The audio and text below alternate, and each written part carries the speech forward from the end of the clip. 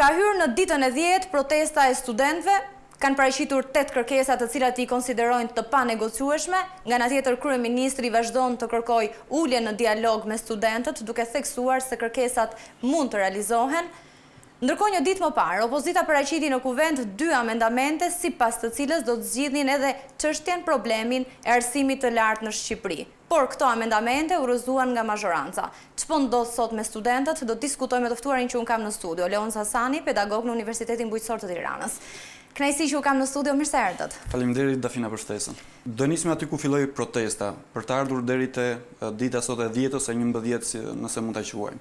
Protesta nisi nga një VKM e cila ishte miratuar nga sigurisht nga Këshilli i Ministrave dhe ajo specifikonte në mënyrë të detajuar se studentët duhet të paguanin edhe një pagesë shtesë ose një tarifë shtesë për kreditet të caktuara të cilat mund t'i kenë lëndë që ata zhvillojnë për universitete ose në për fakultete.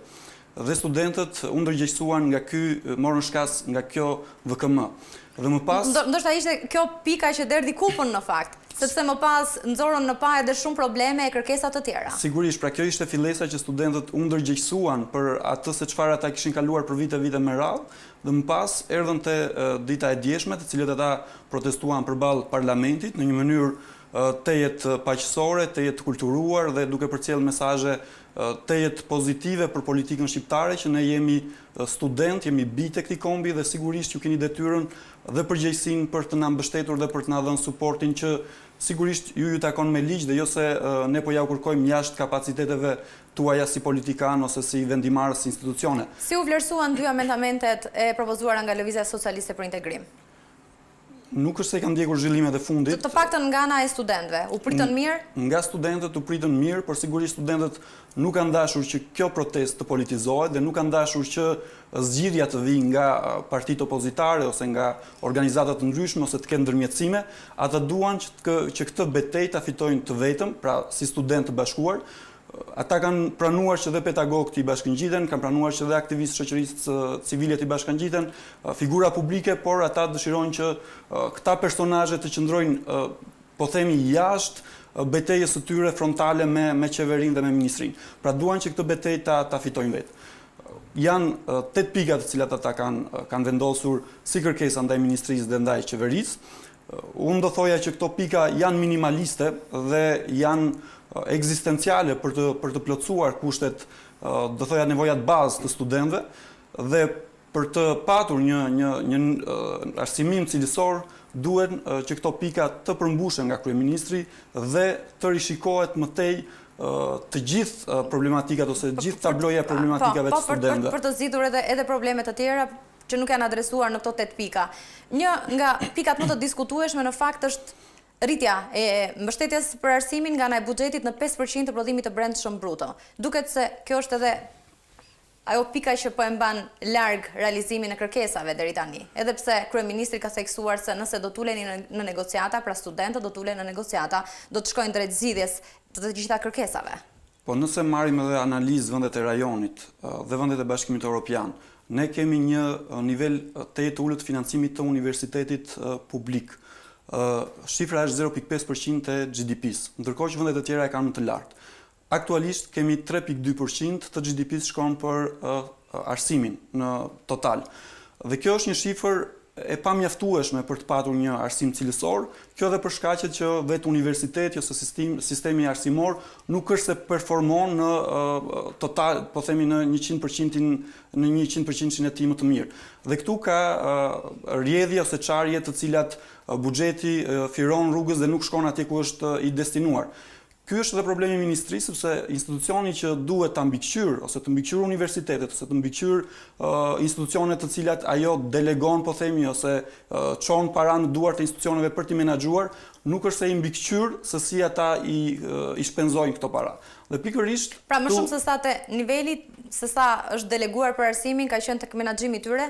Edhe menaxhimi, po e theksoj që është e pamjaftueshme. Për të pasur një arsimim cilësor, duhet që studentët të kenë standarde të cilat të jenë të parafrueshme me studentët e Bashkimit Evropian. Si e shihni vijimin e kësaj proteste? Studentët nuk pranojnë t'ulen në negociata pa u realizuar 8 pikat e tyre, 8 kërkesat e paraqitura, nga ana tjetër kryeministri vazhdon të kërkojë dialog. Pra, është në fakt një komunikim që po bëhet kryesisht përmes studiove televizive apo rrjeteve sociale. Unë do thoja që kjo është një mundësi unike që kanë studentët sot, është një mundësi historike. Një protest e tillë nuk është zhvilluar gati prej 3 dekadash, dhe është unike edhe nga lloji i dhjetorit të parë, që ne këtë kemi quajtur një dhjetor të dytë, sepse studentët nuk pranojnë negociata, ndërkohë që studentët e dhjetorit të parë pranuan negociata, dhe ata nisën edhe nga fillesa e negociatave që bërën studentët e dhjetorit, dhe më pas ata u katapultuan në politikë dhe sot janë udhëheqës të partive të ndryshme politike, sigurisht edhe drejtues të qeverisë. Ndaj ata duan të qëndrojnë larg negociatave, janë kërkesa të cilat nuk ka nevojë të negociohet, marrim këtu rastin e kartës së studentit, dhe qeveria nuk ka fare pse ta negociojë, thjesht duhet t'i vërë përpara përgjegjësisë institucionet të cilat duhet ta kishin vënë funksionale në fakt siç ishte nisur prej vitesh. Siç ishte nisur prej vitesh.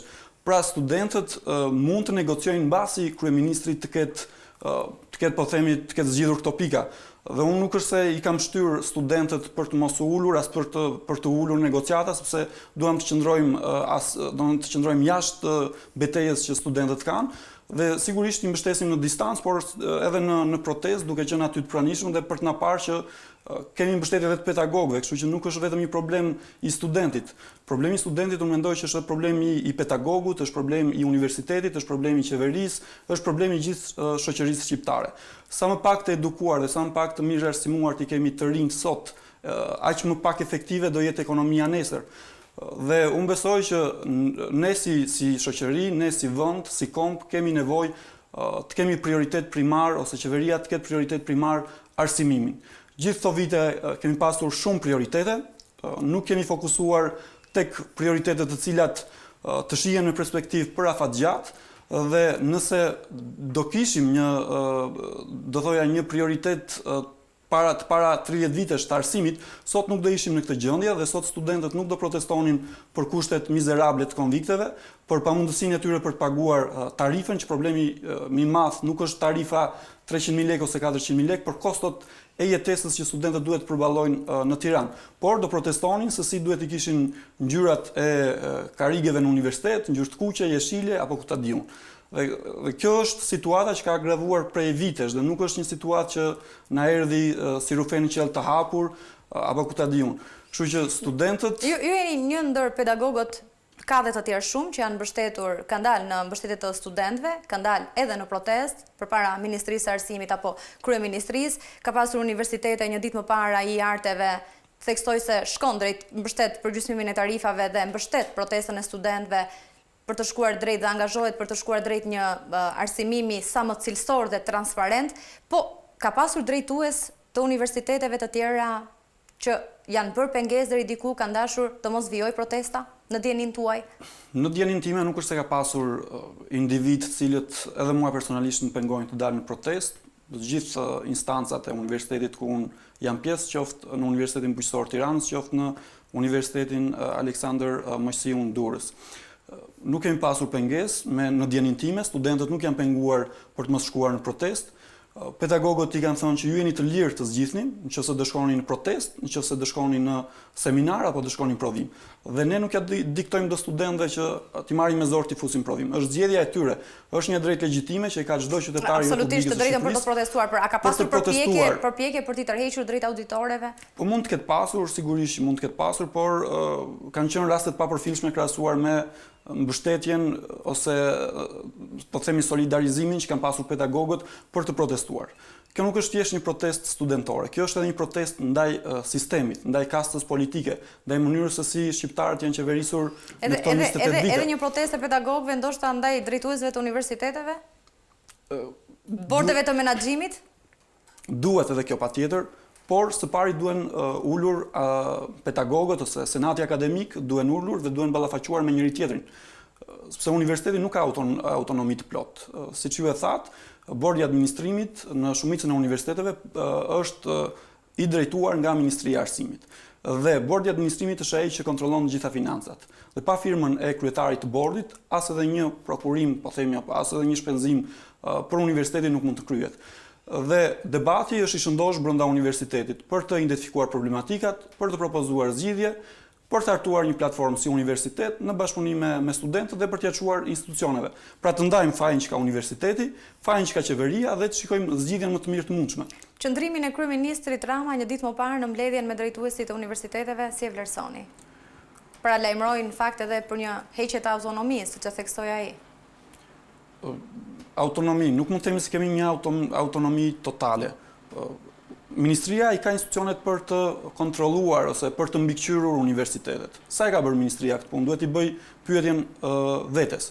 Dhe mbledhja e djeshme me rektorët dhe me dekanët nuk duhet ishte thjesht një mbledhje monolog. Kryeministri duhet i pyeste dekanët dhe rektorët për shqetësimet që kanë. Në fakt mund t'i paraqisnin edhe ato shqetësimet që kanë, mos linë vetëm kryeministrin. Patjetër, dhe mund të ishte një komunikim, një dialog. Mbase kryeministri i di të gjitha shqetësimet që ata kanë nga informacionet që ai ka, por ne si pedagog ose ne si student ose ne si qytetar duhet të dëgjojmë një debat midis botës akademike dhe kryeministrit. Shqipëria është rasti unik ku kryeministri ulet dhe takohet me trupën akademike ose me udhëheqësit e universiteteve. Jashtë në botë, universitetet kanë liri akademike dhe sigurisht ata kanë një performancë të shkëlqyer, nuk bëhet fjalë për raste korrupsioni ose për raste kaq të mëdha flagrante, por në rastin e Shqipërisë është e nevojshme që dhe kryeministri t'i mbledh ose dhe ministria t'i mbledh, se nuk kemi një universitet, po themi, të standardeve europiane që mund t'i lëmë një autonomi të plotë. Duhen kontrolluar derisa t'i çojmë në nivelin e standardeve europiane dhe më pas kryeministri nuk ka të drejtën morale që të shkojë dhe të ulet të takoj. Mund të shkoj si i ftuar, por jo t'i bëj kritika. Si mendoni se do të vijoj? Studentët natyrisht të palukundur me 8 kërkesat e tyre, edhe unë personalisht jam në mbështetje të studentëve, nga ana tjetër kryeministri që kërkon negociata. Mund të shkojë edhe për shumë kohë kjo situatë apo do të ketë një tërheqje? Kush mendoni se do të tërhiqet? Unë besoj që studentët nuk duhet të tërhiqen nga kërkesat që kanë. E theksova dhe më lart, janë kërkesa minimaliste. Nëse unë do isha student, unë do hartoja një platformë me 30 faqe dhe jo një kërkesë një kërkesë me 8 pika, por gjitha 8 pikat, nëse do vendosim 8 pikat, ishin të argumentuara dhe dialogun ta kishin brenda. Pra kryeministri ishte ezauruar pjesa e të kërkuar i dialog, sepse studentët i thoshin që i nderuar zoti kryeministër, ne të kemi vendosur arsyet tona në platformë. Si mendoni se do të shkojmë tej? Si do të vijoj? Besoj që studentët do protestojnë, është një mundësi e thash e rrallë dhe historike që studentët kanë për të ndryshuar dhe për t'i vënë përpara përgjegjësisë qeverit dhe politikanët. Pra besoni në një tërheqje të kryeministrit? Atë do ta shohim, por unë mendoj që kryeministri duhet të jetë më elastik ndaj studentëve, duhet të pranojë edhe mëkatet e tij si politikan, edhe opozita duhet të pranojë mëkatet e veta. Ne pam gjestin që bën dje studentët duke grisur të 3 flamurët e partive më të rëndësishme në vend. Pra kjo ishte një mesazh për arogancën që ata kanë treguar për vite me radhë ndaj studentëve dhe ndaj të rinjve. Faji kryesor që studentët janë në këtë gjendje sot, nuk mund ta kem as unë, as ju, sigurisht as shoqëria në tërësi, edhe ne kemi një pjesë për mos reagimin ton, por mëkatin kryesor ose fajin kryesor e kanë politikanët, të cilët kanë zgjedhur dhe kanë vendosur të dalin përpara nesh për t'i votuar për të zgjidhur problemet tona. Dhe nuk mundet politikanit na thot, hajde ti më thuaj problemin që kam, që ke ti. Sigurisht që ne do i themi, por cila është detyra e institucioneve? Është për të bërë një skaner të shoqërisë, cilat problematika kanë.